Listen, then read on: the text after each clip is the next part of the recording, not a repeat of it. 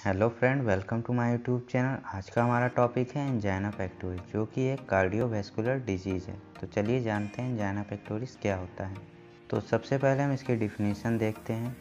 It occur when blood supply to heart muscles is reduce. यह तब होता है जब हमारे हार्ट मसल्स को प्रॉपर ब्लड की सप्लाई नहीं मिल पाती है। क्यों नहीं मिल पाती है? क्योंकि जो हमारी कोरोनरी आर्टरी है वो नैरो या ब्लॉक्ड हो जाती है ड्यू टू एरेथ्रोस्क्लेरोसिस या by blood clot. Angina pectoris को इस्चेमिक चेस्ट पेन कहते हैं, क्योंकि जो हमारे हार्ट मसल्स होती है उसमें ब्लड का प्रॉपर सप्लाई नहीं हो पाती है। जो वहाँ की टिश्यू होती है वो धीरे धीरे डेड हो जाती है। इसका जो मेन कॉमन कॉजेस होता है वो कोरोनरी आर्टरी डिजीज है। जैसा कि आप इस पिक्चर में देख पा रहे हैं, जो हमारी आर्टरी है वो ब्लॉक्ड हो गई है due to formation of plaque. Plaque का फॉर्मेशन कैसे होता है? जब हमारे ब्लड वेसल्स में कोलेस्ट्रॉल, लिपिड, फैट का डिपोजिशन होने लगता है। इसी को हम एरेथ्रोस्क्लेरोसिस कहते हैं। ये जो एरेथ्रोस्क्लेरोसिस की कंडीशन होती है धीरे धीरे डेवलप होती है। हमारी जो वेसल्स होती है वो धीरे धीरे ब्लॉक हो जाती है और हमारे हार्ट को प्रॉपर ब्लड की सप्लाई नहीं मिल पाती है और एंजाइना पेक्टोरिस की कंडीशन डेवलप हो जाती है।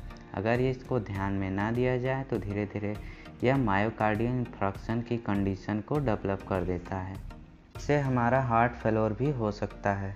ये जानते हैं इसके कौन से कॉजेस और रिस्क फैक्टर हो सकते हैं जो एंजाइना पेक्टोरिस की कंडीशन को डेवलप कर सकते हैं। तो सबसे पहला कोरोनरी आर्टरी डिजीज, नेक्स्ट है atherosclerosis, high blood pressure, smoking, obesity, diabetes mellitus, excess intake of fat और salt, emotional stress, family history of coronary artery disease, high blood cholesterol और ट्राइग्लिसराइड लेवल, और एज। अगर female में 50 plus हैं और mail में 45 plus हैं तो उसमें ज़्यादा रिस्क होता है एंजाइना पेक्टोरिस होने की। अब जानते हैं इसके पैथोफिजियोलॉजी के बारे में। चलिए स्टार्ट करते हैं। तो सबसे पहले जो कोरोनरी आर्टरी होती है वो ब्लॉक्ड हो जाती है due to deposition of lipid, cholesterol, fat या ब्लड क्लॉट के कारण। जिससे क्या होता है, जो आर्टरी होती है उसमें इनसफिशिएंट ब्लड फ्लो होने लगता है और हमारे हार्ट मसल्स को प्रॉपर ऑक्सीजन नहीं मिल पाता है, जिसके कारण मायोकार्डियल हाइपोक्सिया की कंडीशन डेवलप हो जाती है।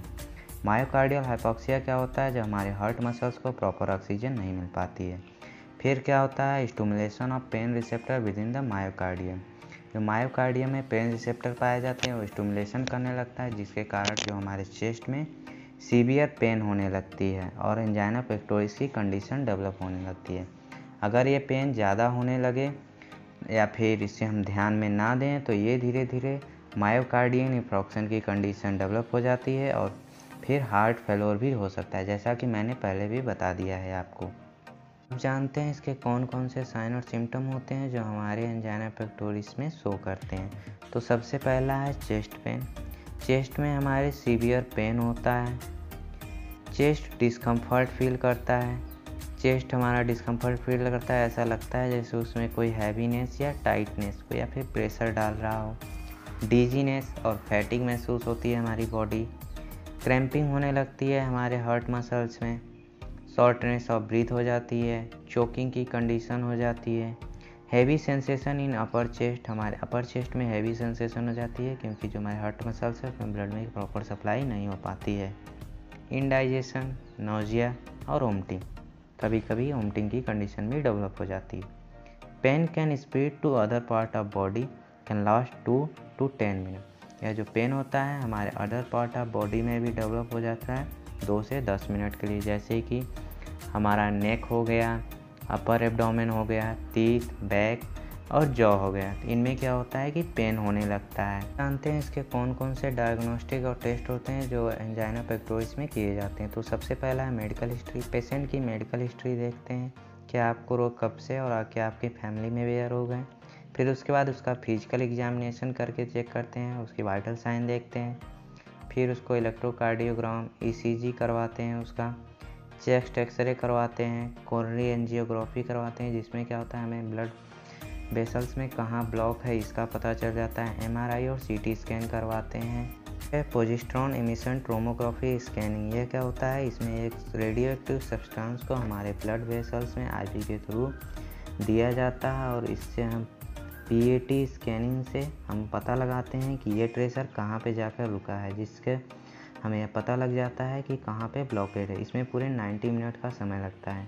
एबीजी एनालाइज और ब्लड टेस्ट कराते हैं पेशेंट का। इसके मैनेजमेंट और ट्रीटमेंट के बारे में जानते हैं। तो सबसे पहले फार्माकोलॉजिकल मैनेजमेंट, जिसमें हम पेशेंट को मेडिसिन प्रोवाइड करते हैं।